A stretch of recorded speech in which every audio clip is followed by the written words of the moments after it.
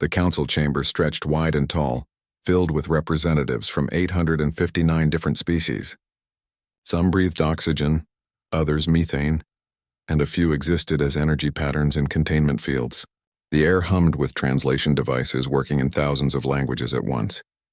At the center podium stood Ambassador Taiwan, a human man with gray hair and tired eyes. He had stood there for 3 hours while species after species spoke about humanity. None of it was good. The Vraxian delegate, a creature with blue scales and 4 arms, gestured dramatically. Humans are too violent, it said through its translator. They solve problems with weapons first. Look at their history. Wars everywhere. Death everywhere.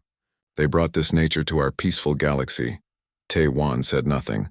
He had learned long ago that some minds were already made up. The Keltheran representative spoke next. It looked like a floating jellyfish made of crystal. Its voice came out musical and cold. Humans refused to follow rules. We asked them to reduce their military fleet. They said no. We asked them to share weapon technology. They said no. They do not respect this council. More voices joined in. The Draxians complained about human negotiators being too direct and rude. The Helix Collective said humans moved too fast and made others uncomfortable. The Antarian Union claimed humans were too unpredictable.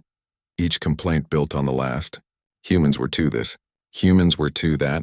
Nobody mentioned the 300 colony worlds humans protected. Nobody talked about the medical stations humans built and staffed for free. Nobody remembered the 7 wars humans had stopped before they started. Finally, Council Chair Kyung-soo called for silence.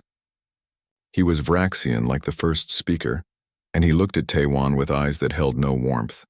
Ambassador Taiwan, you have heard the concerns of this council. Do you wish to respond? Taiwan stepped forward. The chamber went quiet. Everyone expected a speech. They expected him to defend humanity, to list all the things humans had done, to remind them of the blood humans had shed protecting council worlds. They expected anger or sadness or desperate pleading. Taiwan looked across the vast chamber. He saw faces that turned away. He saw species that humanity had saved from extinction, now voting to expel them. He saw 50 years of friendship and sacrifice about to be erased by fear. No, he said simply, I have nothing to say. The chair looked surprised. Nothing? You have all made your feelings clear, Taiwan said. His voice was calm and even. Words will not change minds that are already decided. Let us vote. Murmurs rippled through the chamber. Some seemed disappointed. They had wanted drama. Others seemed relieved. A very few, looked troubled. The vote began. Each species had 1 vote. The question was simple. Should humanity be expelled from the Galactic Council and removed from Council space? The votes appeared on the massive display screen. Green for yes, red for no. The green numbers climbed steadily. 100. 200. 500. The red numbers barely moved. Taiwan watched without expression. Next to him, his assistant Jihai gripped her datapad so hard her knuckles turned white. She wanted to scream at them. She wanted to remind them about the Keltheran plague that humans cured, or the Vraxian civil war that humans stopped, or the 1,000 small acts of kindness humans performed every day across the galaxy. But Taiwan had forbidden any outburst. We will be dignified, he had told her that morning. Whatever happens, we will be dignified. The final count appeared. 847 in favor. 12 against. Chair. Kyung-soo read the result aloud, his voice formal. By majority vote, humanity is hereby expelled from the Galactic Council. All human personnel must leave Council space within 30 standard days. All human military vessels must withdraw. All human diplomatic missions must close. He paused, then added, Ambassador Taiwan, do you understand? Taiwan nodded once. We understand. Do you accept this decision? Yes, Kyung-soo seemed to expect more. You accept? Just like that? This council has voted, Taiwan said. You have made your choice. We respect democratic decisions. We will leave as requested. He gathered his papers calmly. Jihai stood beside him, shaking with suppressed emotion. They walked toward the exit, their footsteps echoing in the suddenly quiet chamber. Ambassador, a voice called out. It was Min Seo, a representative from the Crystalline Assembly. She was one of the 12 who voted no. Please, this is not right. We can appeal. No, Taiwan said gently. The council has spoken. We will not beg to stay where we are not wanted. He continued walking. Behind him, he heard Minseo arguing with other representatives. He heard someone say humans were being too proud. Someone else said humans would come back begging within a month. A few voices expressed doubt, wondering if this was really the right choice. Taewon let the door close behind him. Outside in the corridor, Jihai finally spoke. Sir, they don't understand. They have no idea what they just did. I know, Taewon said. Our people built half their infrastructure. We protect most of their colonies. We trained most of their peacekeepers. Without us, I know, Taewon repeated, but we cannot make them understand by telling them. Some lessons must be learned through experience. He pulled out his communicator and opened a channel to Earth Command. This is Ambassador Taewon. Resolution 8847 has passed. Begin Operation Exodus. All human personnel are to withdraw from Council space immediately. No delays, no exceptions. The response came back quickly. Understood, Ambassador. How long do we have? They gave us 30 days, Taewon said. We will be gone in 7. Jihi looked at him in surprise. 7 days? Sir, we have installations in 400 systems. Personnel on 600 worlds. That is sufficient time, Taewon finished. Send the message to all stations, all ships, all personnel. Pack what you can carry. Leave the rest. We are going home. Within an hour, the message spread across the galaxy. Human soldiers received recall orders. Human doctors began closing their clinics. Human teachers prepared their students for goodbyes. Human engineers started shutdown procedures for the stations they had built and maintained. There was no anger in the orders. No spite, no sabotage. Just simple instructions: leave peacefully. Leave quickly. Leave thoroughly. The humans were going home. The council had voted for it. Now they would get exactly what they asked for. In his quarters that night, Taewon stood by the window looking at the stars. Somewhere out there in 847 different systems, people were celebrating. They had removed the dangerous humans. They had made their galaxy safe again. He wondered how long it would take them to understand what they had really done. He wondered if they would ever understand at all. But that was not his problem anymore. The council had made their choice. Now they would live with it. Quietly, without drama or threats, humanity would withdraw, and then the galaxy would learn the difference between having humans around and not having them at all. That lesson, Taewon knew, would be expensive. Captain Hyjin received the recall order while her ship orbited the trade station at Keldor Point. She read it twice to make sure she understood correctly. 7 days. All human forces were to withdraw from Council space in 7 days. She had been stationed here for 6 years. Her crew of 5,000 had become part of the local community. They ate at the station restaurants. They trained with the local security forces. Some had married locals, and now they had 7 days to leave. Attention all hands, she said over the ship's intercom. This is the captain. We have received recall orders from Earth Command. We are going home. Begin withdrawal procedures immediately. Down in engineering, Dong-hyun heard the announcement while he was replacing a power coupling in the defense station's main reactor. He stopped working and sat back on his heels. Home. He had not seen Earth in 8 years. The station commander, a Keltheran named Vex-19, floated into the reactor room. Dong-hyun, is it true? You are leaving? Yes, Dong-hyun said. He stood up and started collecting his tools. We all are. But the reactor, Vex-19 said. Its crystalline body pulsed with worried colors. You are the only one who knows how to maintain it. You built this entire system. I will leave manuals, Dong-hyun said. Everything is documented. Your people can learn. But it takes you 30 seconds to fix problems that take us hours to understand. We need time to train properly. Dong-hyun felt bad for Vex-19. They had worked together for years. They were friends. But orders were orders. I am sorry. The council voted for us to leave. We are leaving. He finished packing his tools.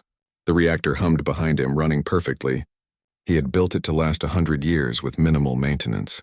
But it needed someone who understood the design, someone who could think creatively when problems arose. Council engineers followed procedures exactly. They did not improvise. This reactor required improvisation. The manuals are in the main computer, he said. Section 7 has the emergency procedures.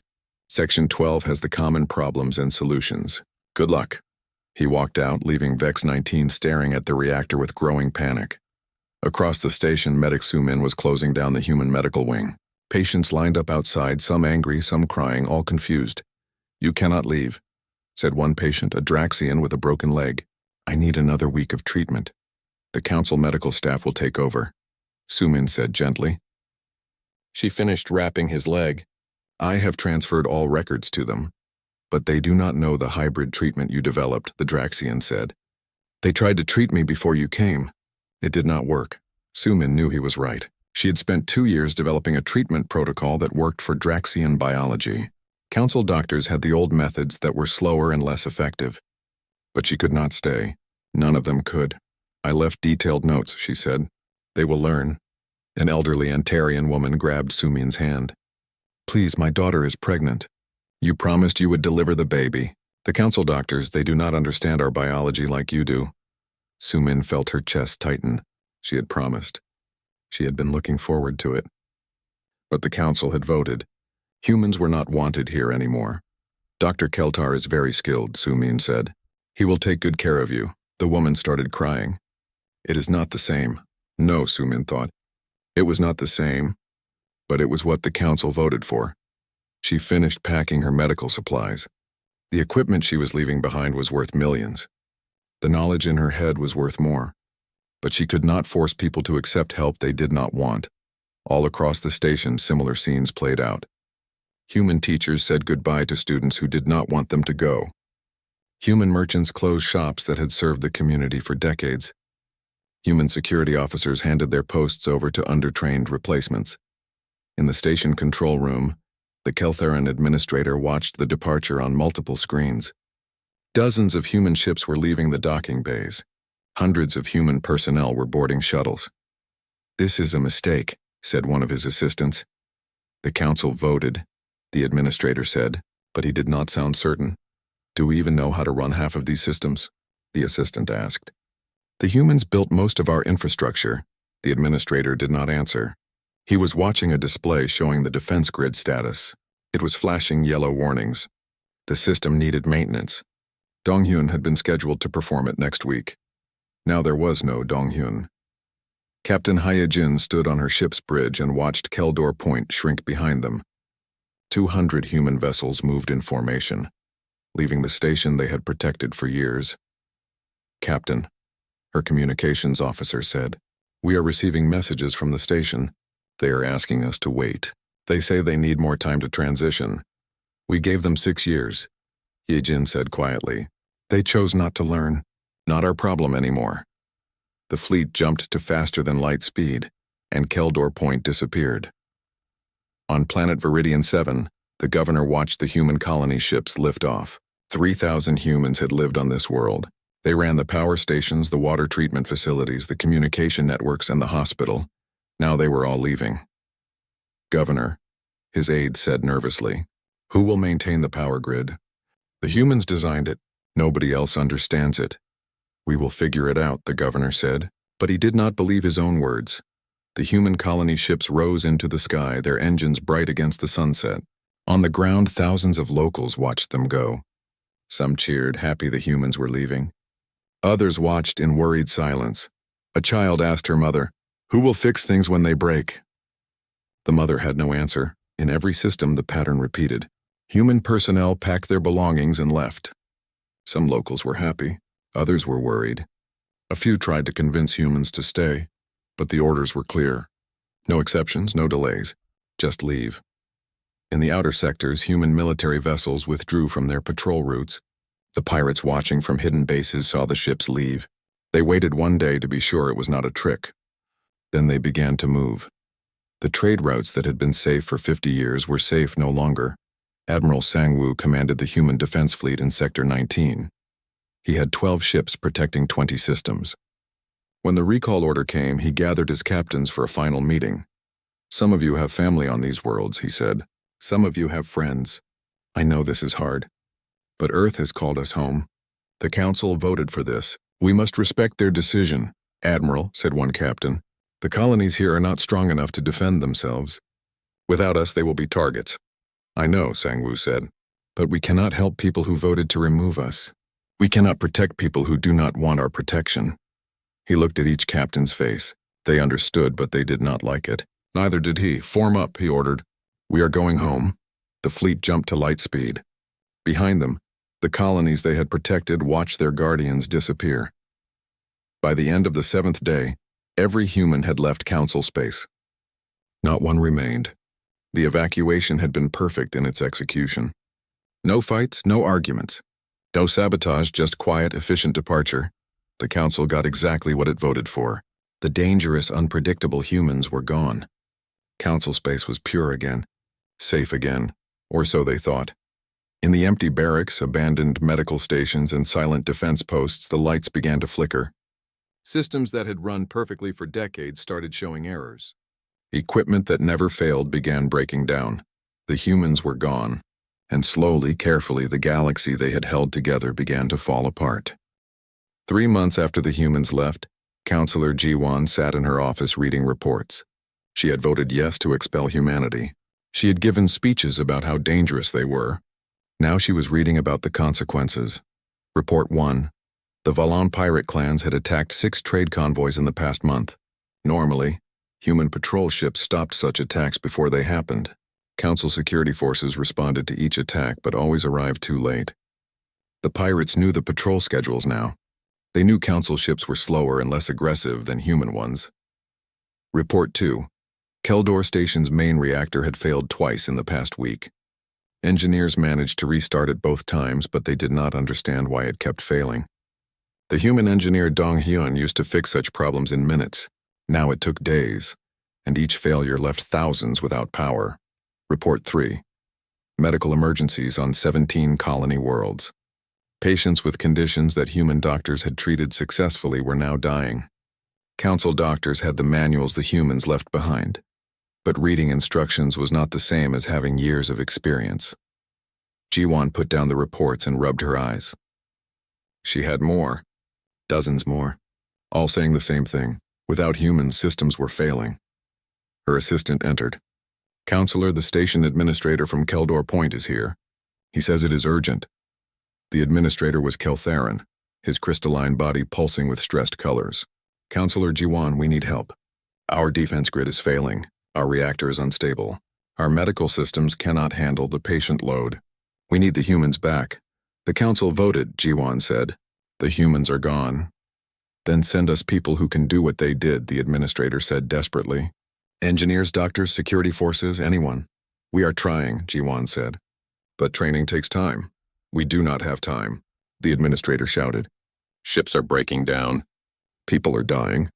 The systems the humans built are too complex. We cannot maintain them. After he left, Ji-won returned to her reports. Every day brought more bad news. Every day the problems grew worse. On Viridian 7, Governor Namil faced an angry crowd outside his office. The power had gone out again. The 3rd time this month. The water treatment plant was working at half capacity. The communication network kept crashing. You made them leave, someone shouted. The humans kept everything working. You sent them away. The council voted, Namil said weakly. It was not just me. You voted yes. Another person yelled. We saw the records. You wanted them gone. The crowd pushed closer. Security forces formed a line, but they looked nervous. Half of them were humans 3 months ago. The replacements were not as well trained. Namil escaped back into his office. His aide handed him more reports. The hospital had run out of critical medicines. The humans had imported them regularly. Now nobody knew where to get them or how to order them. 3 people had died yesterday from treatable conditions. The power grid was the biggest problem. It was a human design, elegant and efficient, but it required constant small adjustments. The human operators had made those adjustments instinctively. The new operators followed procedures from manuals, but the manuals could not cover every situation. Yesterday, an engineer had made an adjustment by the book. It caused a cascade failure that knocked out power to half the planet for 6 hours.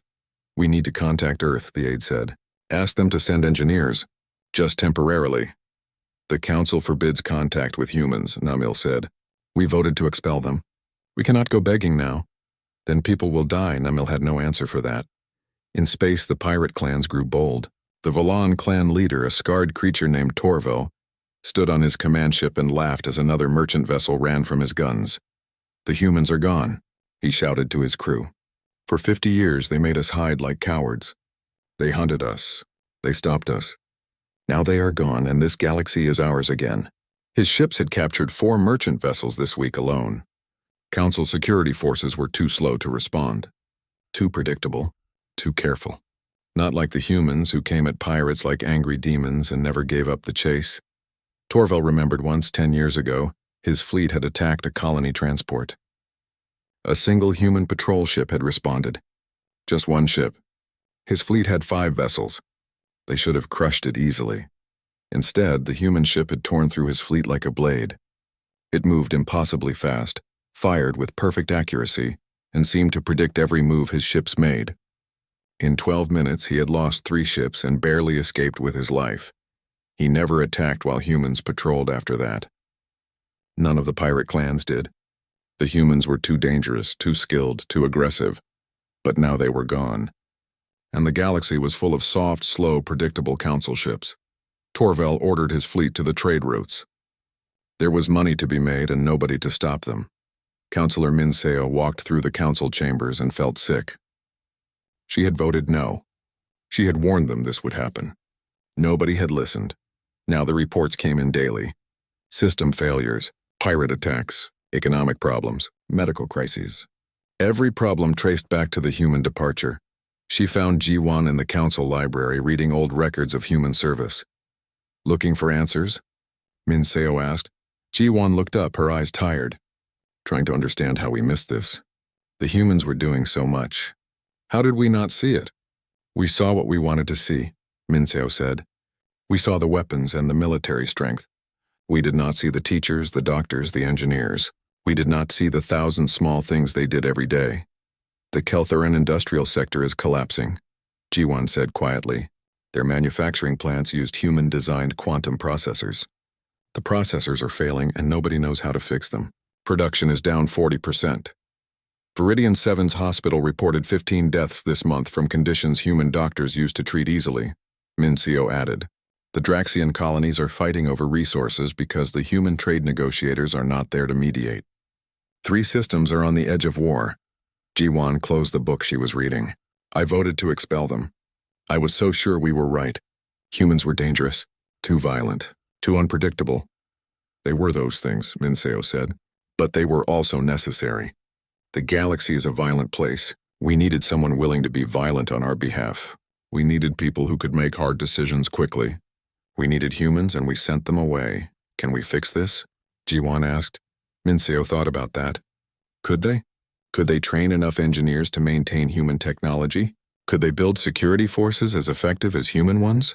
Could they develop the medical expertise humans had spent decades building? Maybe, she said. In 10 years, 20, but people are dying now. Systems are failing now. We do not have 20 years. Then what do we do? I do not know, Minseo admitted. Ask the humans to come back? They will refuse. We expelled them. We told them we did not want them. Why would they return? Ji-won stood up. Because they are good people. Because they care. They cared, Minseo corrected. Past tense. We taught them not to care. We voted that their caring was not wanted. We cannot expect them to forget that. The 2 counselors stood in silence. Around them, the library held thousands of years of council history. Records of peace and prosperity. Records of species working together, but those records were from before. Before the system started failing. Before the pirates returned.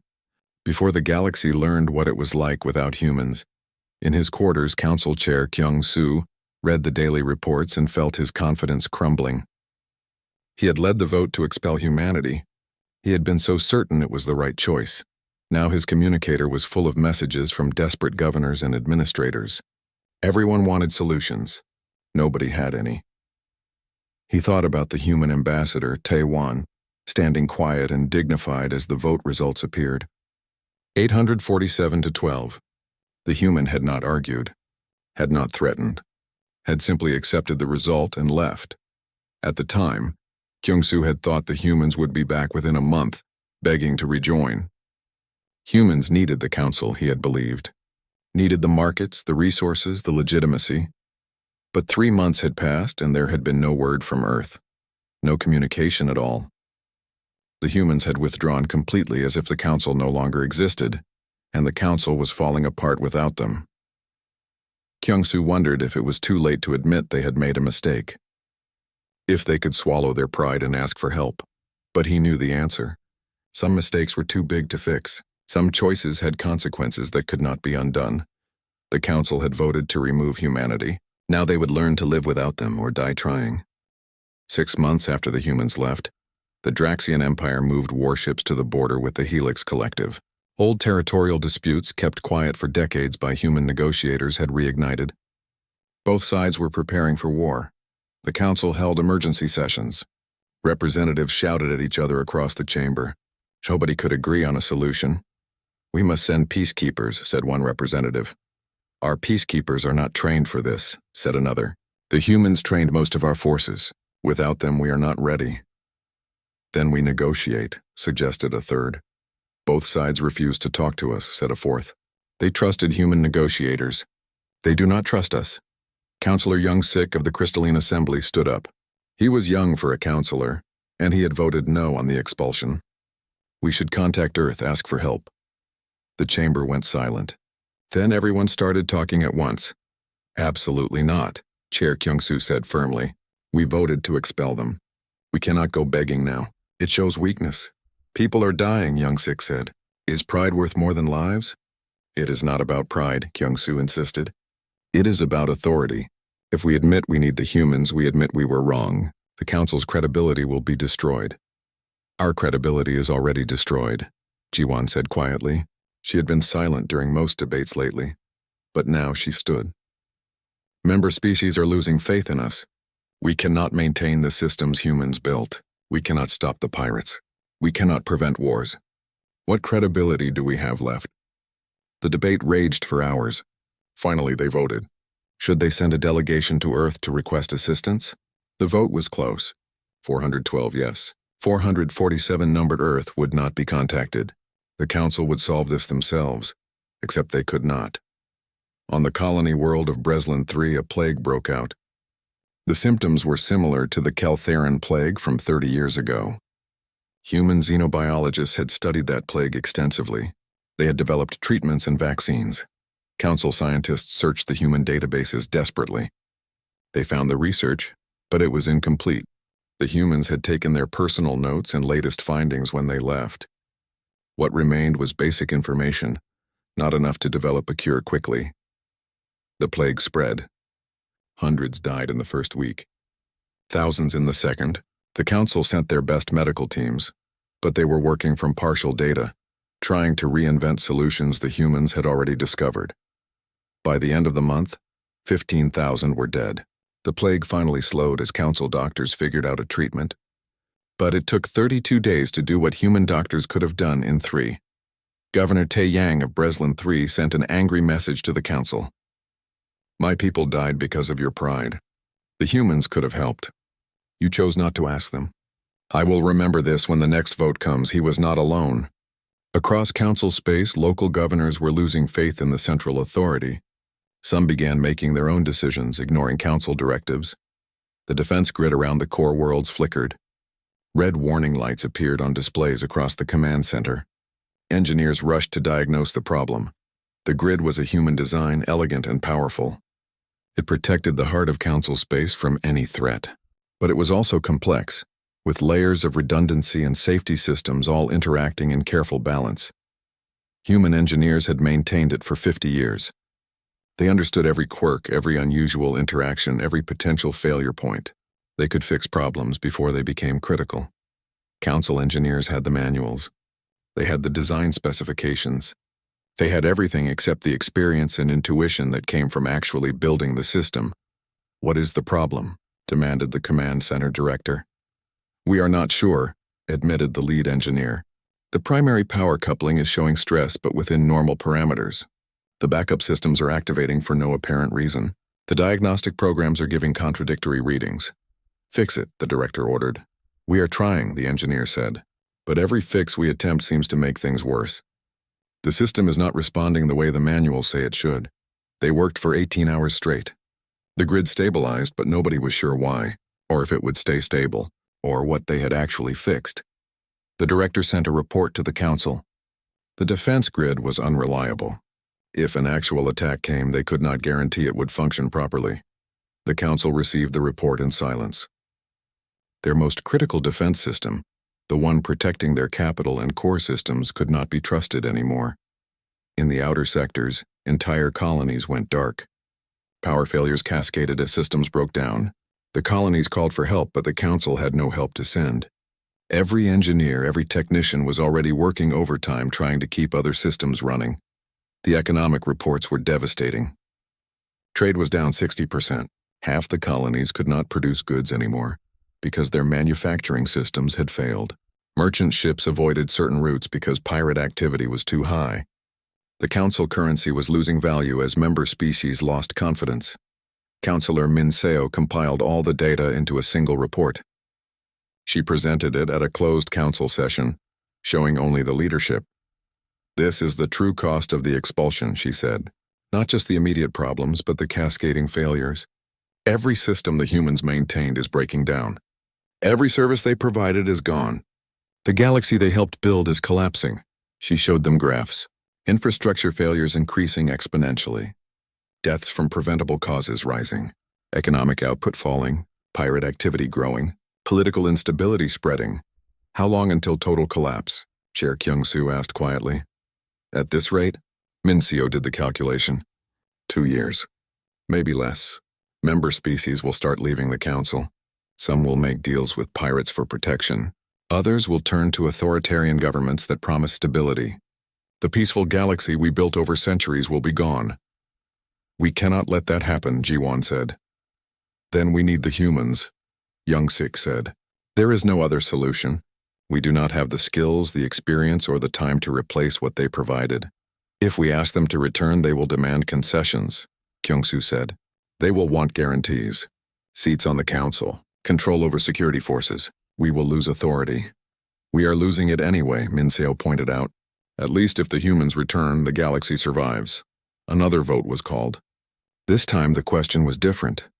Should they send a formal delegation to Earth with an apology and request for assistance? The debate lasted 3 days. Some argued it was necessary. Others said it showed too much weakness. A few suggested the humans might refuse anyway, and the rejection would be humiliating. Finally, they voted. 491, yes. 368 no, it passed, but barely. The council would send a delegation to Earth. They would apologize for the expulsion.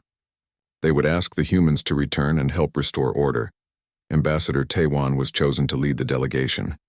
He was no longer formally an ambassador, but he had the most experience with the council. He was currently living quietly in Seoul, tending a small garden. When the council's message arrived, he read it 3 times. They wanted him to return, to ask his people to come back and save the galaxy they had been expelled from 6 months ago. His assistant Ji-hai found him in the garden, looking at the message on his tablet. "Will you go?" she asked. "They voted 847 to 12, Taewon said quietly. "They told us we were too dangerous, too violent, not wanted. Now they want us back because things are falling apart." "So that is a no?" Taewon looked at his roses. He had planted them when he returned to Earth. They were blooming now, red and perfect. "I will go," he said finally. "But not to beg them to let us return. I will go to hear what they have to say. Then I will bring their words back to Earth and we will decide what humanity wants." "What do you think Earth will decide?" Ji-hai asked. Taewon touched one of the roses gently. "The council made a choice. They voted to remove us. Now they must live with that choice. Whether humanity decides to help them or not, that is for all humans to decide. Not just me." He sent a message back to the council. He would come. He would listen. But he made no promises. The delegation was scheduled for 3 weeks later. In that time, 2 more colonies went dark. The Draxian Helix conflict escalated to open warfare. A major trade station was destroyed by pirates. The death toll from infrastructure failures passed 100,000. The galaxy was learning a hard lesson. Humans had not been perfect. They had been aggressive, unpredictable, sometimes too violent. But they had held everything together. And without them, the careful balance of peace and prosperity was falling apart. The question now was whether it was too late to fix what they had broken. and whether the humans, after being rejected so completely, would even want to try. 1 year after the expulsion vote, Ambassador Taiwan stood in his garden on Earth reading the third formal request from the Galactic Council. This one was marked urgent. They wanted to send a delegation. They needed to talk. The galaxy was falling apart. He set the message aside and returned to pruning his roses. Humanity had been busy during this year. While the Council struggled, humans had turned their attention outward to the spaces beyond Council territory. There were entire regions of the galaxy the Council had never explored, deemed too dangerous or too far from their core systems. Humans went there. They found independent species who had never joined the Council, worlds rich with resources and opportunities everywhere. Without Council bureaucracy slowing them down, human scientists made breakthrough after breakthrough. Human merchants established new trade networks that were more profitable than anything in Council space. Human colonies thrived in ways they never had under Council oversight. Captain Hai Jin, now promoted to Admiral, commanded the Outer Territories Defense Fleet. She sat in her ready room reading intelligence reports about the chaos in Council space. Pirate raids had increased 400%. Infrastructure failures were now daily occurrences. 3 wars were raging between Council member species. The death toll was approaching 1 million. Her second officer, Commander Junho, entered with more reports. Admiral, we are receiving distress calls from the edge of Council space. A colony is under pirate attack. They are requesting assistance. Hyejin looked at the stellar map. The colony was barely inside Council territory. Technically not her problem anymore. Are their Council security forces responding? They are 3 days away, Junho said. The colony will be destroyed by then. Hyejin remembered her orders from Earth Command issued after the expulsion. Human forces were to avoid Council space. Let the Council handle their own problems. They voted to remove humanity. They could live with that choice. Log the distress call, she said. Forward it to Council security forces. We do not have authorization to enter Council space. Yes, Admiral, Junho left. Hyejin returned to her reports, but she could not focus. She had been a peacekeeper for 20 years. Protecting people was her purpose. Now she was listening to people die because of politics, but orders were orders. Earth had not forgiven the expulsion. Why should they? 847 species voted to remove them. 12 voted to keep them. The message was clear. Humanity was not wanted. So humanity had left. Completely. Thoroughly. Without looking back. On Earth, the Council's delegation finally received permission to land. It had taken 3 weeks of requests. Taiwan had made them wait deliberately. Let them feel what it was like to ask for help and be ignored. The delegation was small. Chair Kyung-soo, Councillor Ji-won, and Councillor Min-seo. They landed in Geneva and were escorted to a simple conference room. No ceremony, no formal welcome. Just a table and chairs. Taiwan entered alone. No assistants. No translators. Just him. Kyung-soo stood. Ambassador Taiwan, thank you for meeting with us. I am not an ambassador anymore, Taiwan said. You expelled humanity from the Council. I have no title now. They all sat. An uncomfortable silence filled the room. Finally, Ji-won spoke. We made a mistake. The vote to expel humanity was wrong. We see that now. We are asking you to return. We need your help. Why? Taiwan asked simply. The galaxy is collapsing, Kyung-soo said. Without humanity, we cannot maintain the systems you built.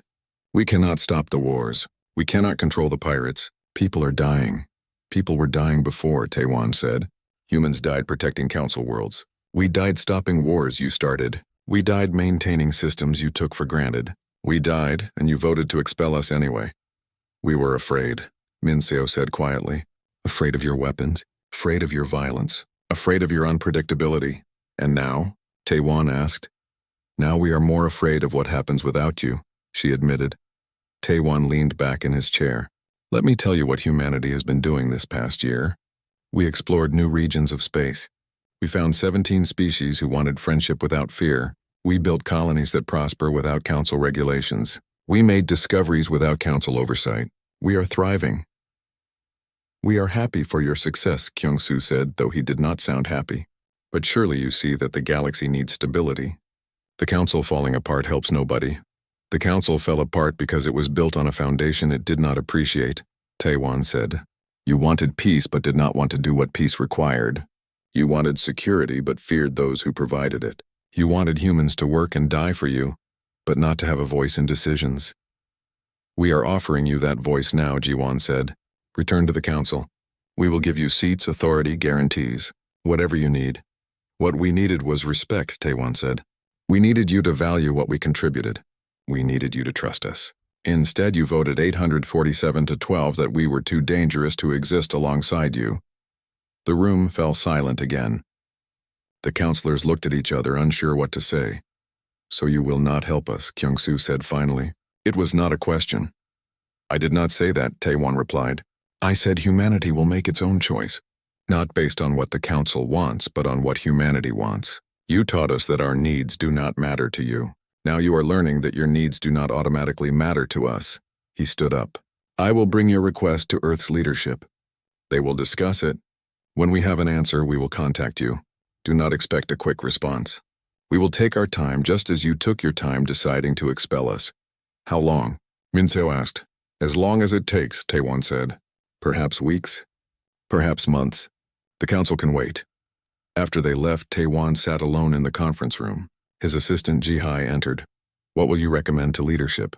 She asked. I will tell them the truth, Taewon said. The council is falling apart. People are dying.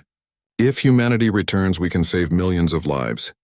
But we will do it on our terms, not theirs, and we will never forget that they chose to expel us first. Earth's leadership debated for 6 weeks.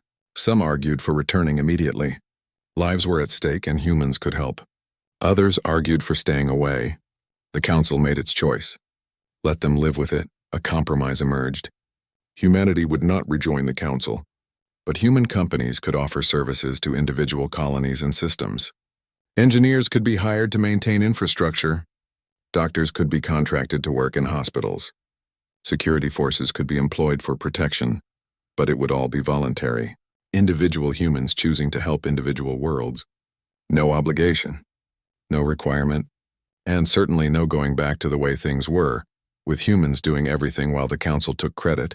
The council received Earth's response and reacted with shock. Humans would help but not return to the council. They would work for payment, not out of duty. They would choose which worlds to assist and which to ignore. This is unacceptable, Kyung-soo said. We need comprehensive support, not piecemeal assistance. They are offering more than we deserve, Minseo said. We expelled them. We have no right to demand anything. Some colonies will be able to afford human help, Ji-won pointed out. Others will not. This creates inequality. That is not humanity's problem, Young-sik said. We created this situation. We bear the consequences. The council voted on whether to accept Earth's terms. This time the vote was not close. 781 yes, 78 no. They accepted. Human engineers began returning to some systems, hired by desperate governors and administrators. But not to all systems. The ones who had been most hostile to humanity found no humans willing to work for them, regardless of payment offered. Human doctors took positions in hospitals on some worlds. But they chose where to go. Colonies that had celebrated the expulsion found themselves without human medical help, while their neighbors who had voted no received excellent care. Human security forces offered their services to some trade routes and colonies, but they were selective. Pirates found that some areas were as dangerous as before, while others remained easy targets. The galaxy was learning a new lesson. Humans would help those who valued them, but they would not sacrifice themselves for those who did not. Admiral Hyejin received authorization to provide limited assistance to border colonies, but only those who requested it and agreed to certain terms. The terms were simple. Humans would be treated with respect. Human recommendations would be followed. And if at any time the colony decided humans were not wanted, humans would leave immediately with no obligation to return. Several colonies refused these terms, finding them too demanding. Those colonies continued to struggle. Others accepted and found that human assistance transformed their situations overnight. On Viridian 7, Governor Nam-il contracted with a human engineering firm to repair the power grid. The cost was 10 times what it would have been before the expulsion, but he had no choice. Within 2 weeks, the grid was stable again. Power stopped failing. Life returned to normal, but it was not the same as before. Before, humans had maintained the system out of duty and friendship. Now they did it for money, and they kept the advanced knowledge to themselves. If the colony wanted to learn to maintain the system themselves, that would cost extra. Much extra.